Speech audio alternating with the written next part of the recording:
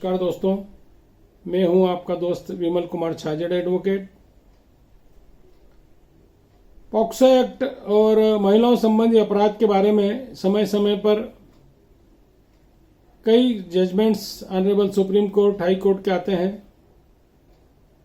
POCSO act में कई बार ये स्थिति होती है कि छोटी बच्ची है, उसके साथ यदि कहीं रेप हुआ, बलात्कार हुआ, गर्भवती हो गई और उसके गर्भधारण हो गया, लंबे समय तक गर्भधारण रहा, बाद में उसको गर्भपात कराने की स्थिति बनती है।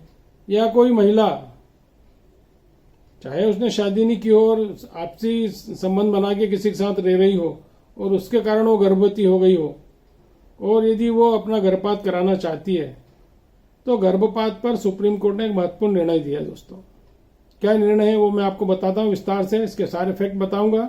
उसके पहले मेरा आपसे अनुरोध है कि यदि आपने मेरे चैनल को सब्सक्राइब नहीं किया और सब्सक्राइब कर लें, लाइक करें, शेयर करें और बेल आइकॉन पर आप बटन दबाएं ताकि नोटिफिकेशन आपको मिलते रहें। दोस्तों, दिल्ली हाई कोर्ट में अभी रिसेंटली 15 जुलाई का मामला है। 15 जुलाई 2022 को एक पिटिशन लगाई थी एक अविवाहित महिला जो कि गर्भवती हो गई थी, आपसी संबंधों में किसी के साथ लिव इन रिलेशन में थी और वो बाद में उनके संबंध समाप्त हो गए, और उसको जो गर्भ धारण होने के बाद उसने सोनोग्राफी कराई, तो सोनोग्राफी में उसको 22 सप्ताह का गर्भ बताया और उस बीच में उसके संबंध समाप्त हो गए। कोर्ट में उसको आना पड़ा और कोर्ट में उसने पिटिशन लगाई।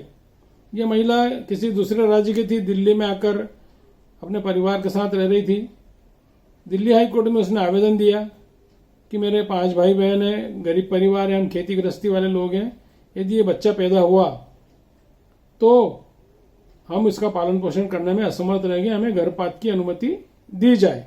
दिल्ली हाई कोर्ट ने अनुमति निरस्त कर दी।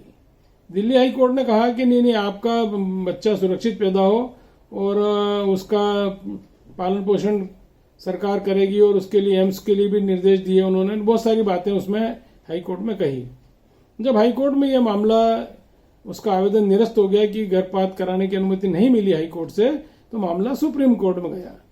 सुप्रीम कोर्ट में ऑनरेबल जस्टिस न्यायमूर्ति DY चंद्रचूड़ साहब, न्यायमूर्ति सूर्यकांत साहब, न्यायमूर्ति बोपन्ना साहब की 3 जजों की बेंच ने एक बहुत महत्वपूर्ण निर्णय दिया। इसमें MTP जो एक्ट है 1971, उसकी धारा 3(2)B और उसके रूल्स 38, MTP रूल्स 2003 के रूल नंबर 38, इनका हवाला देते हुए ऑनरेबल सुप्रीम कोर्ट ने बहुत महत्वपूर्ण निर्णय दिया। और उसमें देखिए, यहाँ पर जो सुप्रीम कोर्ट का जो नजरिया है वो निश्चित रूप से सब संवैधानिक बातों पर ज्यादा उनका फोकस रहता है। ऑनरेबल सुप्रीम कोर्ट ने कहा कि बच्चा पैदा करना या नहीं करना, उसकी परवरिश करना, पूर्व यदि बच्चा पैदा हुआ तो जीवन भर उसको मेंटेन करना, ये एक महिला के लिए निश्चित बात है कि उसकी स्वतंत्रता का हनन होगा, उसकी पर्सनल लिबर्टी खत्म होगी, उसकी स्वायत्तता खत्म होगी। तो आर्टिकल 21 की बात ऑनरेबल सुप्रीम कोर्ट ने कही कि संविधान के आर्टिकल 21 के तहत उस महिला को स्वतंत्र रूप से स्वायत्तता मिलनी चाहिए, उसकी पर्सनल लिबर्टी का हनन नहीं होना चाहिए। और उन्होंने एक बात और यह कही कि जो गर्भपात कराने के बारे में आया है कि 24 सप्ताह तक का गर्भपात कराया जा सकता है, तो यहाँ पर उसका 24 सप्ताह होने में थोड़ा सा समय बाकी था, तो उन्होंने टाइम लिमिट में उसकी गर्भपात कराने के बारे में एम्स के डायरेक्टर्स को भी बोला और कहा कि हॉस्पिटल को कि इसकी प्रॉपर उसका गर्भपात कराने की अनुमति दी, और उसकी स्टेटस रिपोर्ट भी कोर्ट ने मांगी है कि वो सब चीजें जो कोर्ट के डायरेक्शन से उसके हिसाब से हो जाए। तो यहाँ पर अब ये स्थिति होती है, कई बार मैरिटल स्टेटस वाली बात है कि मैरिटल स्टेटस ये तो अविवाहित महिला है, ऐसा है वैसा है, तो कोर्ट ने कहा कि नहीं, यदि उसकी जो स्वायत्तता है, उसकी जो स्वतंत्रता है, उसका हनन किसी भी स्थिति में नहीं कर सकते हैं।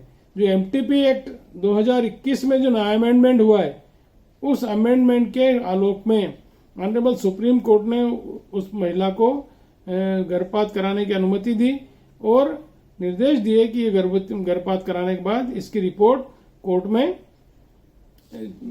पालन प्रतिवेदन इसका पेश किया जाए। उसमें निर्देश भी दिए कि इसकी जान को खतरा नहीं हो, उसकी सहमति प्राप्त कर लें और मेडिकल बोर्ड पूरा उसको चेकअप करे और 3 अगस्त को उसकी रिपोर्ट पेश करे, ऐसा करके निर्देश दिए। तो यहाँ 24 सप्ताह तक का गर्भपात कराने की अनुमति ऑनरेबल सुप्रीम कोर्ट ने दी है, क्योंकि नया अमेंडमेंट भी इसमें आ चुका है और सुप्रीम कोर्ट ने जो संविधान की मंशा के अनुरूप ये निर्देश दिए हैं। तो दोस्तों, एक महत्वपूर्ण निर्णय था, इसके बारे में मैंने आपको बताया। नमस्कार।